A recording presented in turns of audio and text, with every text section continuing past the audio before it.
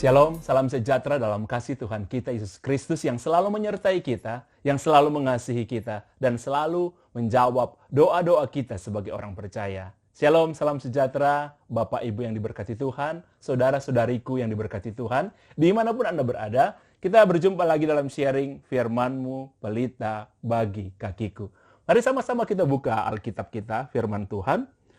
Hari ini saya ambil dalam Roma pasal yang ke-11, sekali lagi Roma pasal yang ke-11, ayat yang ke-33 sampai ayat yang ke-36. Roma pasal 11 ayat 33 sampai ayat yang 36, firman Tuhan mengatakan demikian. Oh alangkah dalamnya kekayaan, hikmat dan pengetahuan Tuhan. Sungguh tak terselidiki keputusan-keputusannya, dan sungguh tak terselami jalan-jalannya. Sebab siapakah yang mengetahui pikiran Tuhan? Atau siapakah yang pernah menjadi penasehatnya? Atau siapakah yang pernah memberikan sesuatu kepadanya sehingga ia harus menggantikannya?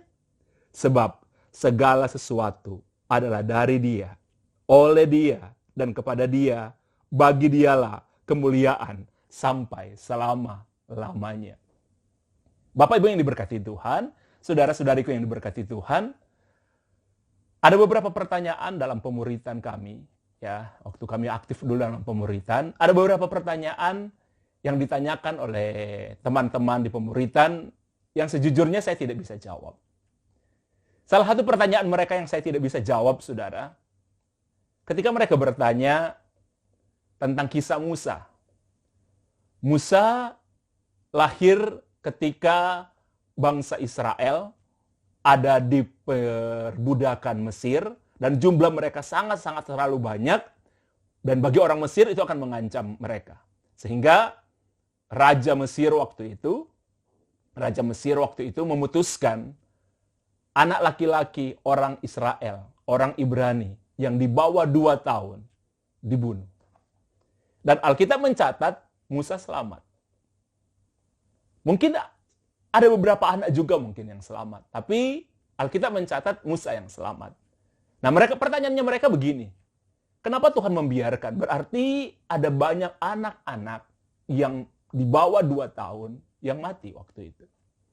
Ada berapa banyak keluarga yang kehilangan anak-anak. Ada berapa banyak orang tua yang kehilangan anak-anak dibantai di depan mereka.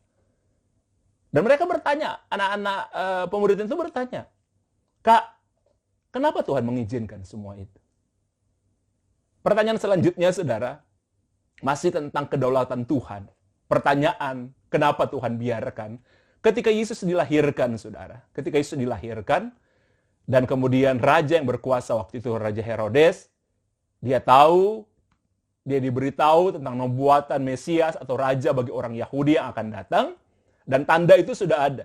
Dia bertemu dengan orang Majus, dan dia bilang kepada orang Majus, kalau kalian menemukan anak itu, beritahuan kepada saya akan datang untuk bisa datang menyembah anak itu.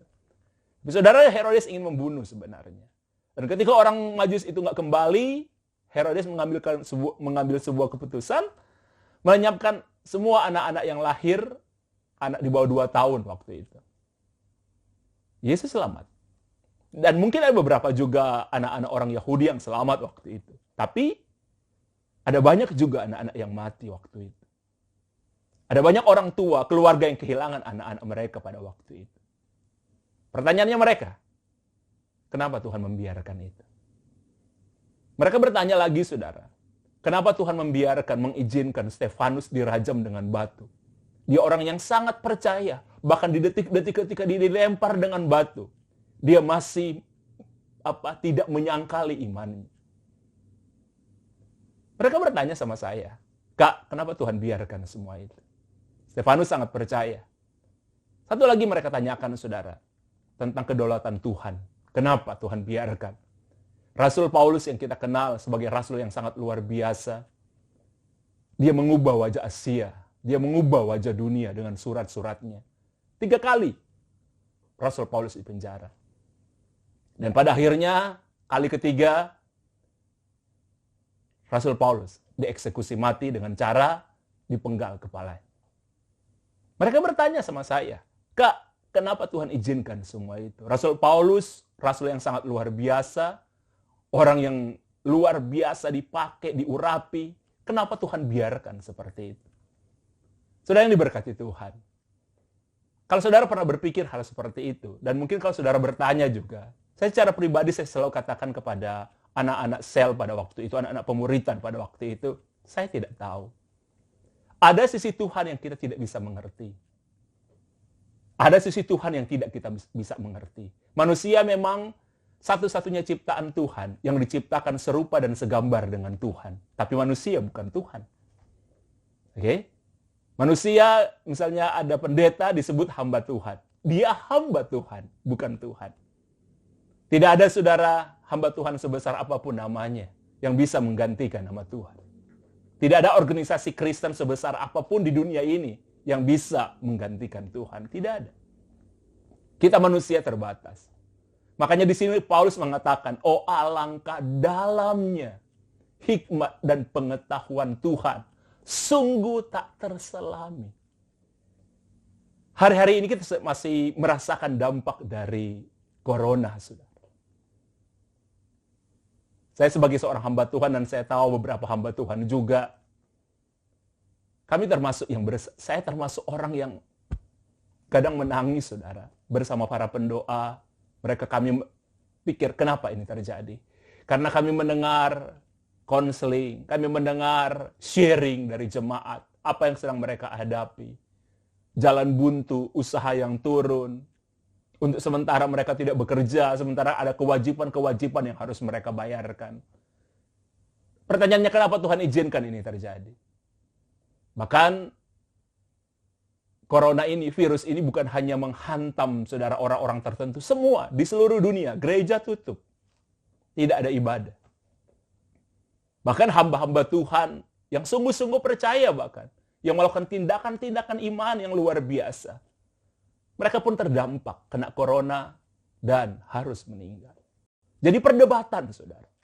Tapi saya ingin katakan kepada saudara, kalau saudara bertanya kenapa, seakan-akan Tuhan membiarkan. Apakah Tuhan tidak berkuasa? Saudara, ada sisi Tuhan yang tidak kita bisa mengerti. Ada sisi Tuhan, saudara, yang kita tidak mampu pahami. Tapi saudara harus ingat baik-baik. Kita nggak bisa mengatakan Tuhan itu nggak adil.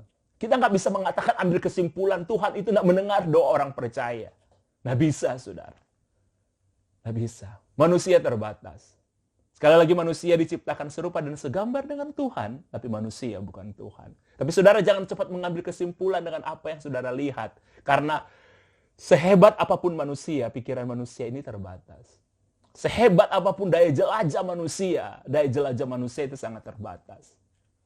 Kadang-kadang apa yang kita anggap buruk hari ini, belum tentu di ke depan itu buruk.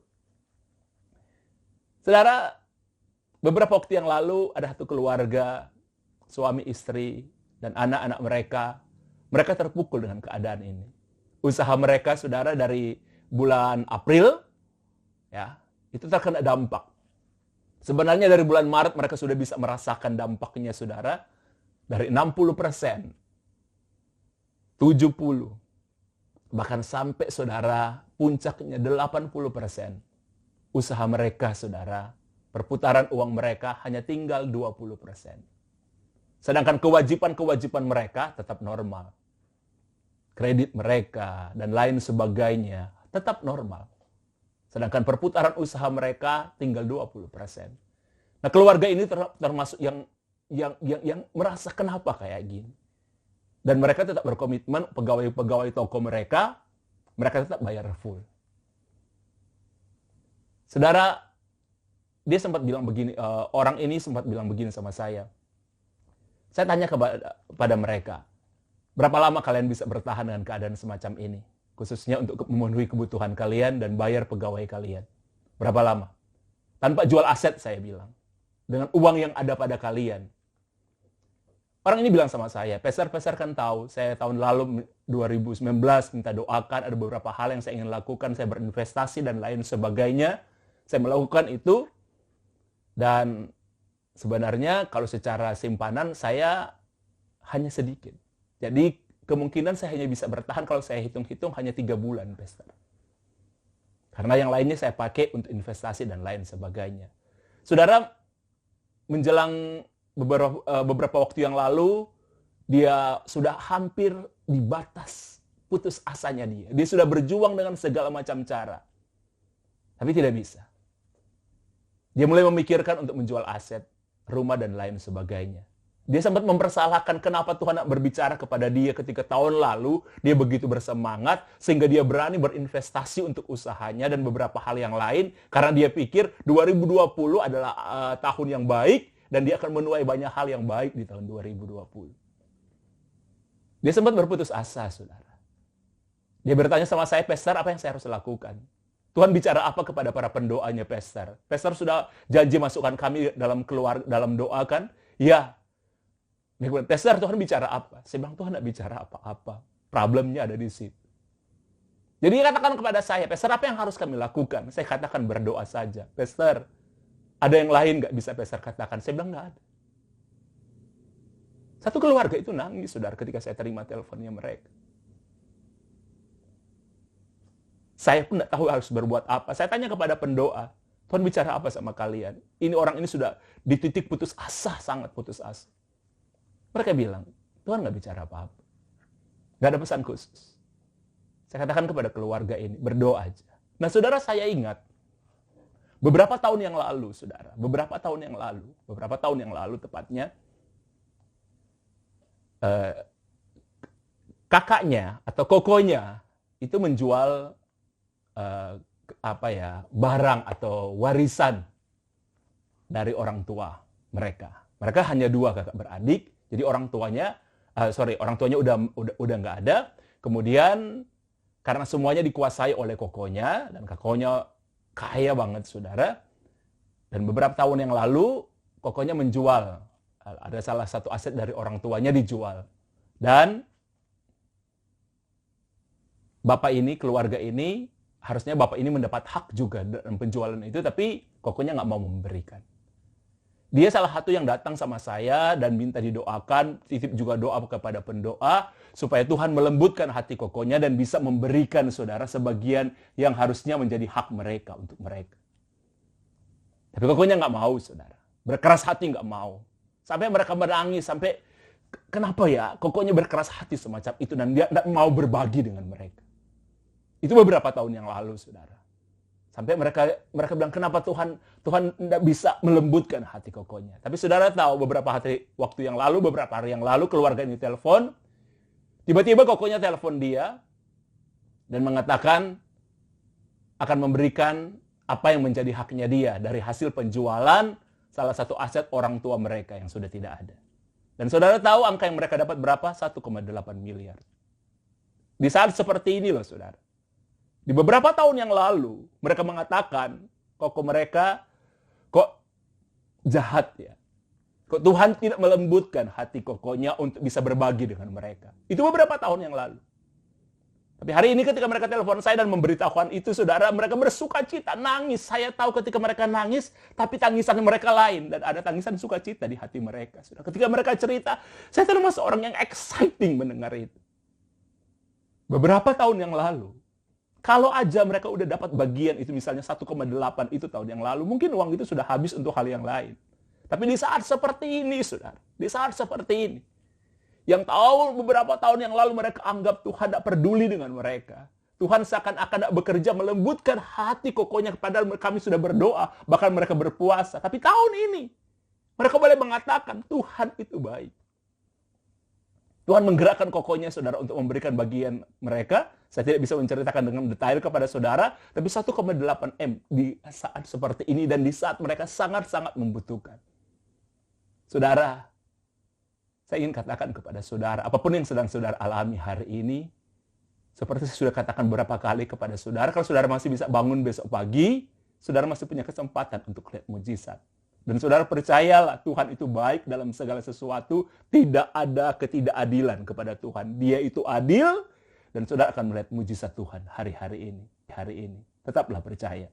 Tetaplah percaya.